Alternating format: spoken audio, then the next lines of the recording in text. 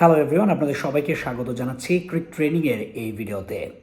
বাংলাদেশের 2026 টি-20 বিশ্বকাপ খেলা নিয়ে কিন্তু প্রচুর আশঙ্কা তৈরি হয়েছে এবং একের পর এক চিঠি এবং পাল্টা চিঠির আদান প্রদান কিন্তু হচ্ছে বাংলাদেশ ক্রিকেট বোর্ড এবং ইন্টারন্যাশনাল ক্রিকেট কাউন্সিলের মধ্যে। মূল সমস্যাটা শুরু হয়েছিল মুস্তাফিজুর রহমানকে নিয়ে। মুস্তাফিজুর রহমানকে কলকাতা নাইট রাইডার্স আইপিএলের মিনি অকশন থেকে কিনে নিয়েছিল।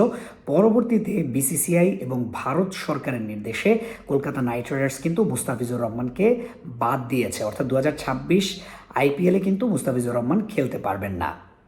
সেটা ভারত সরকার বিসিসিআইকে বলেছে এটা করার জন্য এবং বিসিসিআই পরবর্তীতে কেকেআরকে বলেছে এবং কেকেআর সেই কাজটা করেছে। এর পরবর্তীতে বাংলাদেশ তারা বলেছে যেহেতু মুস্তাফিজকে নিরাপত্তা ইস্যু দেখিয়ে বাদ দেওয়া হয়েছে, তাহলে ভারতে বাংলাদেশ ক্রিকেট দলও কিন্তু অনিরাপদ। এবং এর আগে আমি একটা ভিডিওতে বলেছিলাম যে শুধুমাত্র কিন্তু ক্রিকেটাররাই যাবেন না, সংবাদ মাধ্যম কর্মী যারা আছেন তারা যাবেন, সাপোর্টাররা যাবেন। এ নিয়ে কিন্তু নিরাপত্তার একটা বড় ইস্যু তৈরি হতে পারে ইন্ডিয়াতে। অর্থাৎ ইন্ডিয়াতে যেহেতু মুস্তাফিজ নিরাপদ না, তাহলে বাংলাদেশের কেউই কিন্তু আসলে নিরাপদ না। এবং এটার কারণেই বাংলাদেশ বলছে তাদের ম্যাচগুলো যেন শ্রীলঙ্কাতে সরিয়ে নেওয়া হয়।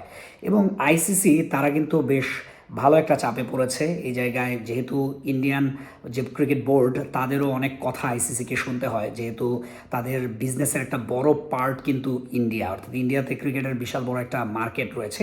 সেই কারণে কিন্তু আইসিসি নানা সময় আমরা দেখেছি এর আগেও ইন্ডিয়ার হয়ে পক্ষপাতিত্ব করতে, এবং এই বিষয়টা এখনও এরকমই হচ্ছে, ইন্ডিয়ার হয়ে পক্ষপাতিত্ব করছে। এবং আইসিসি ফিরতি একটা চিঠি পাঠিয়েছে, যে চিঠিতে বলা হয়েছে মুস্তাফিজুর রহমানকে বাদ দিতে হবে। অর্থাৎ বাংলাদেশ যদি এই 2026 টি-20 বিশ্বকাপ অংশগ্রহণ করে তাহলে মুস্তাফিজুর রহমানকে বাদ দিতে হবে, এটা একটা ইস্যু। এবং বাংলাদেশের যারা সমর্থক আছেন তারা ইন্ডিয়াতে গিয়ে বাংলাদেশের জার্সি পরে আসলে খেলা উপভোগ করতে পারবেন না, এবং বাংলাদেশের যে আসন্ন নির্বাচন আছে সেটা নিয়েও কিন্তু একটা আশঙ্কা রয়েছে। অর্থাৎ ইন্ডিয়াতে বাংলাদেশের কেউ যদি আসলে যায় বিশ্বকাপ সময়কালীন সময়ে, তাহলে বাংলাদেশিদের উপর আক্রমণ হতে পারে।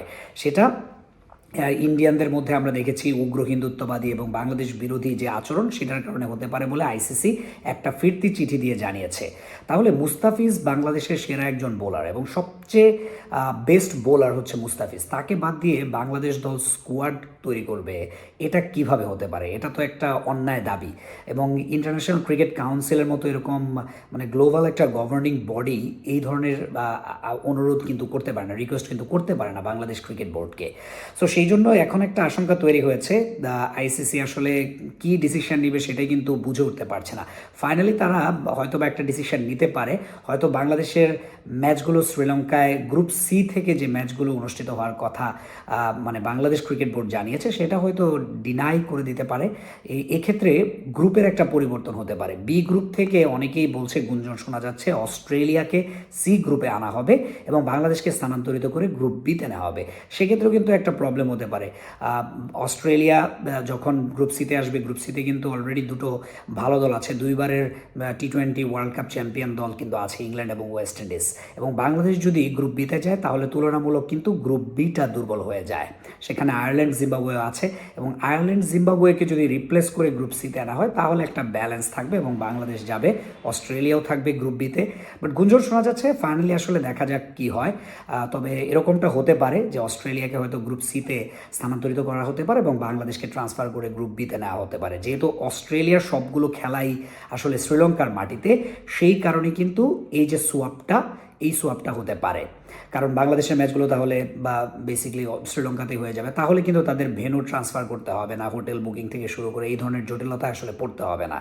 বাংলাদেশের জায়গায় শুধু অস্ট্রেলিয়া রিপ্লেস হয়ে ইন্ডিয়াতে ম্যাচগুলো খেলবে এবং হোটেল থেকে শুরু করে সব ধরনের সুবিধা তো অ্যাজ ইউজুয়াল প্রত্যেকটা দেশ যেরকম পায় সেরকমটাই পাবে। সো ফাইনালি দেখা যাক আসলে কি হয়, এই বিতর্কের শেষ আসলে কোথায় যায় এবং শেষটা কোথায় হয়, বিতর্কের সব কিছু কোথায় গিয়ে ঠেকে, সেটাই দেখার বিষয়।